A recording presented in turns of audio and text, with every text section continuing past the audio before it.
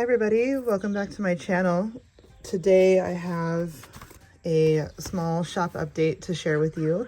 It's my little traveler's notebook inserts that I've been talking about recently on Instagram, and yeah, so I'm just here to quickly show you them. I am not going to open all of them because they are all the same inside, so I'm just going to show you just some things that I think are important to note, and then yeah, these are going to be available at the time of this video coming out. So the video and the journals will be posted at the same time. Okay, so I just grabbed my new traveler's notebook just because I really like kind of showing what these look like inside here. As you know, this is a new thing for me. I've been making this size traveler's notebook insert for a long time. Normally my journals are this size. That's just because I really enjoy this size, and I've always had the idea that people could use them as standalone journals, and this would just be a nice size for that. Or if you have a cover and you happen to have the Midori like Traveler's Company size notebook, you could insert it in here if you wanted to. But this is my first time having my own cover of this size. So now I'm using it for my journaling and planning and whatnot. And I was inspired to make all of these because usually the notebooks that come inside of the traveler's notebooks are like the normal little notebooks that you can buy, like the inserts on Amazon.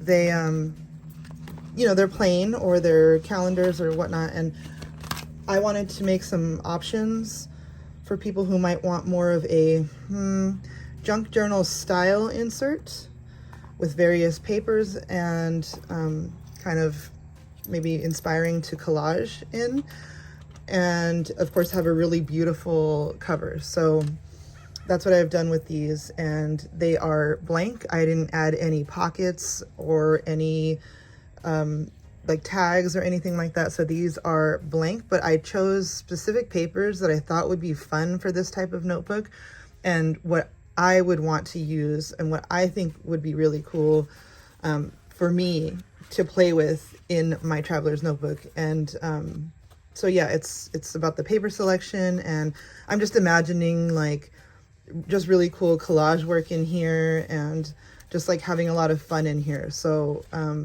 so yeah, that was my thinking behind these.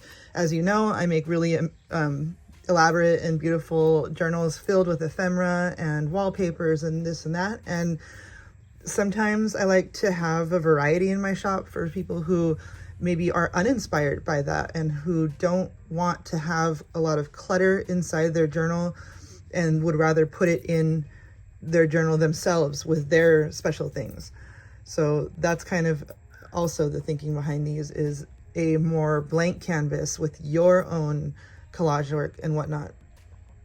Personally, I find that I like a blank journal to work in with nothing in it, and I can have this blank canvas for myself to go crazy in versus like something filled with ephemera. I feel like there's different purposes for both. So that would be something that's more like a piece of art, really. And these, which you can journal in, and I've shown you many times how you can journal in those types of journals, and I create journaling space and journaling cards and whatnot. But these are just a different story.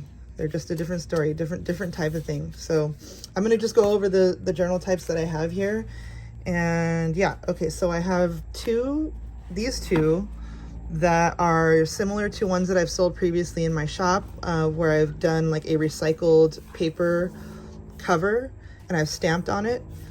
I've done that before, and with collage work on the cover. So this one here has some beautiful vintage wallpaper, some vintage French like letter or note paper here, and some handmade paper by Rose Hill Paper Cottage. And then the focal point of both of them is a vintage airline like luggage tag. And I've attached these with my beautiful brads that I've talked about so many times, my vintage French brads. So just like a nice hardware kind of look to these. And then I of course like splattered gold paint all over them just because. So this one here, this is some gorgeous antique French wallpaper. I mean, it's just amazing. This one is from Antique Textile Shop. So yeah, these are really special. I feel like just paper collage is just one of my favorite things to do. And so this is just two really pretty journal covers for your notebooks. And so these, let's see, this one is lined with this, I showed it in one of my pictures. It's like a vintage, do I have it nearby?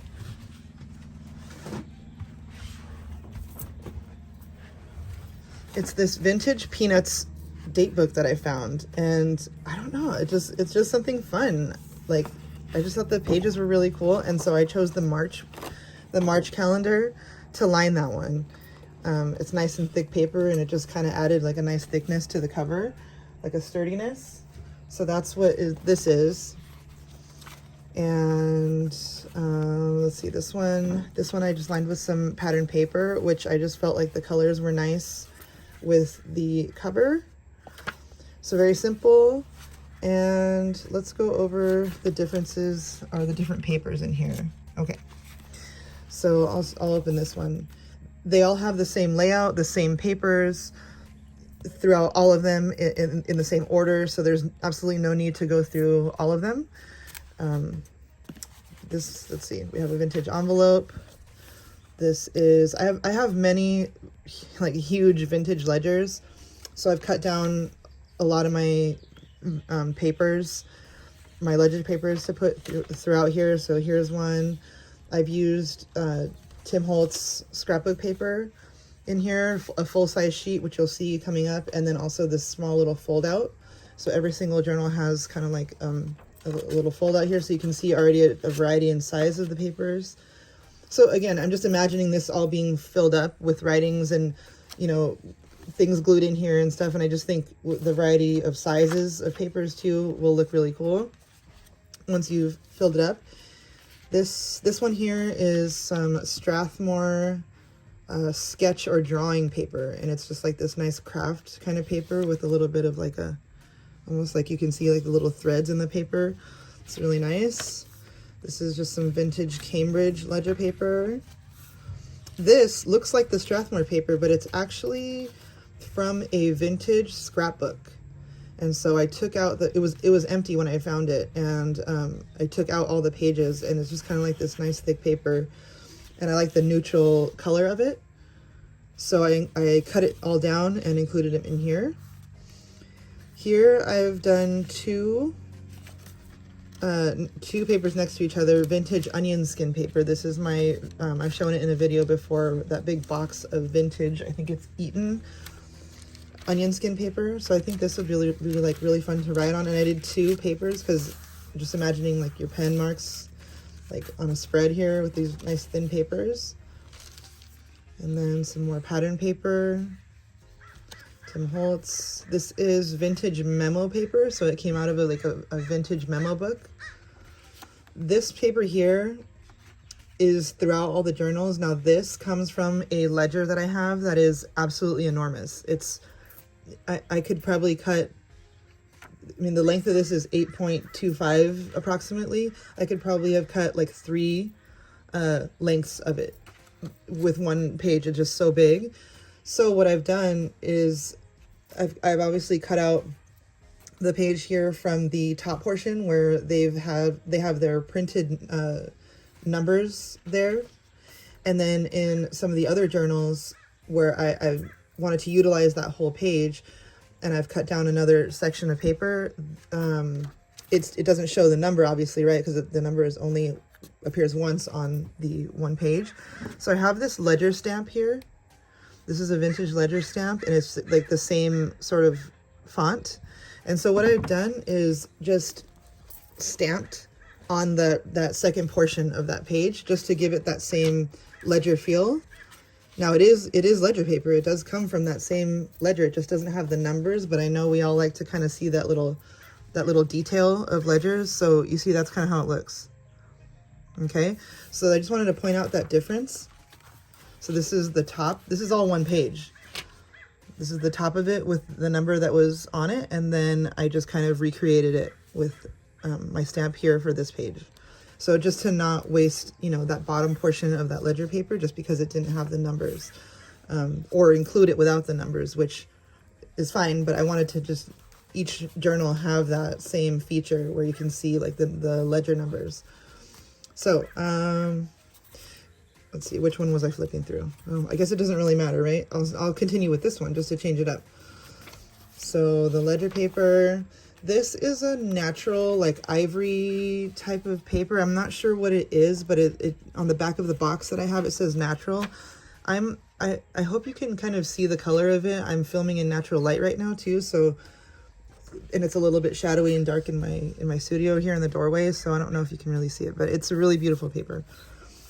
This is from a very long French ledger book that I have. Instead of being tall, it's like this really wide, long ledger. So again, I could cut many sheets off of just one paper because they're so big. So here's this one. This is just a smaller sheet from, I believe, this same ledger. This was just some paper that I found at a thrift, again with the sort of natural colors, or neutral, I mean. And okay, yeah, so that's the centerfold. So then you can kind of see the remaining pages, right? It's beautiful Tim Holtz cardstock. So I didn't want to add too much cardstock and thick papers because it really bulks up the journal. You can always tip that in if you want to. I do that all the time with my personal journals. I tip in paper types of all sorts, really. But just so you know that there is some cardstock in here. And I have done, on the fabric covers, I have done the end papers. They are all digitals from Luna Rosu, and they are all printed on linen paper. So they kind of have like a nice texture. So yeah, I just wanted to create some really beautiful covers. This one seems to be the favorite of everybody's. That's why I've kind of like shown it a lot on Instagram. I just wanted some really beautiful fabric covers. And what else can I tell you? I think there's one of these that the inside cover is like a gold, something like a gold pattern. And then the back page is a digital from Luna Rosu. So there's one that is a little bit different. So yeah, I hope you like these. Here's what it looks like inside of a TN cover, and you would find the middle, right? And you'd go through the elastic here, slip it in, and it just fits really nicely in the TN cover. So I personally take my journal out of the TN cover when I'm doing my journaling, just because I find it easier to kind of like get all up in there and like, I don't know, just do all the things I need to do. And if I'm gluing anything, I don't want to risk getting any glue on my beautiful cover. So I always just kind of take it out, do my journaling, and then slip it back in and store it. But that's just me. So I'm going to just go ahead and show you the covers of the other ones. And that'll be it. Pretty simple. I just, like I said, I just wanted to have a more simpler option for those of you that enjoy my work and might want to have a more simpler journal. Obviously, would be a lower price point as well. And so, and they all are going to be wrapped with this sari ribbon. So the paper ones will be as well. But you know, you probably won't use it if you were to put it in here. I don't think it would be necessary, but I'm going to wrap them up like that anyways. So yeah, so these two, I've done two of the same journal basically. So I've 6 of these fabric covers, 2 of each. So there's those 2. This one is really pretty. And then I've even done a little bit on the back as well. So these just have like a really nice feel to them. And I feel like also they're just kind of more like, I don't want to say heirloom, but you know, like a really pretty journal to look back on.